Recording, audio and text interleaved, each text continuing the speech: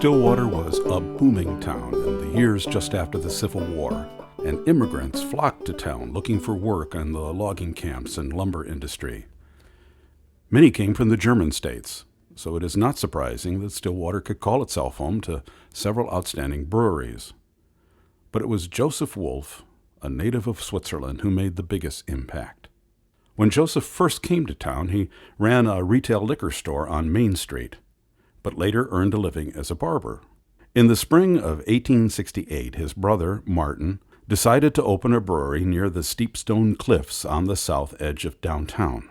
But Martin wasn't the businessman his brother had become, and sold out to Joseph and other investors in 1871.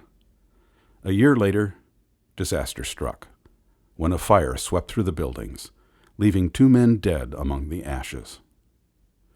But Joseph Wolf was convinced that a brewery would work, and built from the ground up first a store on the corner, then the brewery itself, and finally a brick office building, completed in 1880. The secret, though, might have been the caves, a perfect environment for cooling and storing the beer. Some were natural, but most were carved out over nearly a decade of work, using dynamite, pickaxes, and hard labor. The combination of business know-how and a great location proved perfect, and by 1879, Joseph Wolf and Company was the largest brewery in the state outside of the Twin Cities. It was a tough business. One older competitor, the St. Croix Brewing Company, closed its doors in 1877. In addition to financial difficulties, the owner blamed a temperance campaign in the county, during which around 1,000 people took the pledge not to drink. The drop-off in business at the saloons was noticeable, but not for long.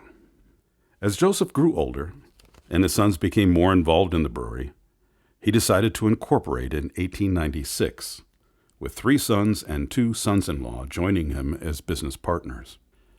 Maybe the idea came from the new generation, but soon after, the brewery formed a baseball team that played games throughout Minnesota, and they soon gained a reputation as one of the state's toughest rivals.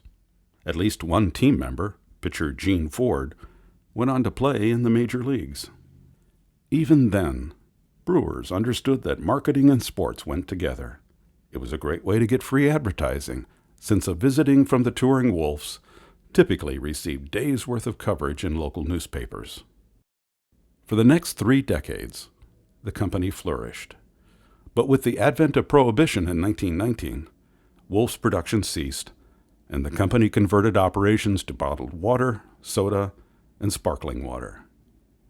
In 1921, at age 89, Joseph Wolf died suddenly, and the family blamed Prohibition, claiming it had broken his heart.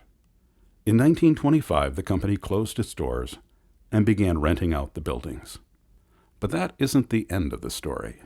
In 1945, Tom Curtis, a local businessman, purchased the old buildings, and a car dealership soon moved in.